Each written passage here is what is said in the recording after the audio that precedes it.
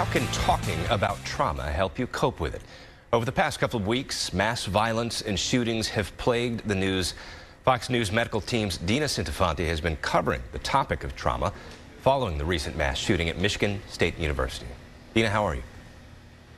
Yes, good morning, Casey. And I should tell you guys that I have two students actually at Michigan State, so it's a topic that hits close to home. But I know when these shootings happen, no matter what part of the country you're in, of course, we all feel it a little bit. And it's one of the things that we're all dealing with. So, and trauma can impact people in different ways.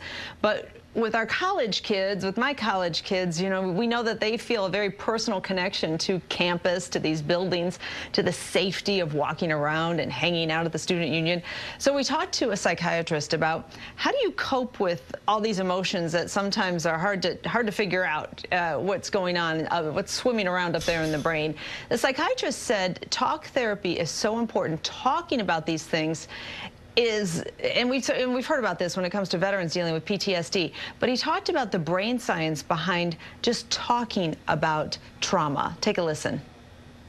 The emotional center of our brain is near the back of our brain, and the memory center of our brain is there. That's why strong emotions can trigger memories so strongly.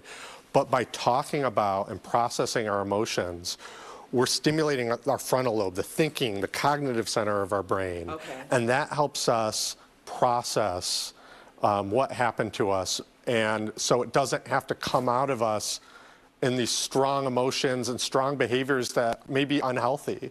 Gotcha. Being able to put it to words, being able to talk about it, being able to think about it can help us move forward.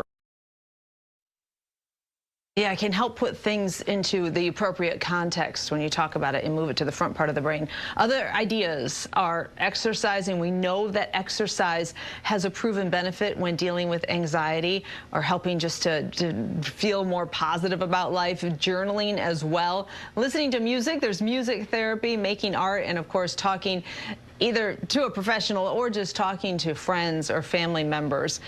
The worst thing you can do when it comes to dealing with trauma, even if you feel like you're not impacted greatly, is to keep everything bottled up inside, which, you know, some people are tempted to do. Yeah, that's good advice. A lot of times I'll just write something out and I'll feel better. If I'm having a disagreement with a friend, I'll type it out. Sometimes I'll just delete it. But it just feels good to write it out. Absolutely, absolutely. Write an email that you never send. Right. I've done a few of them. Deena Centofanti with Fox News. Thank you so much. Thanks.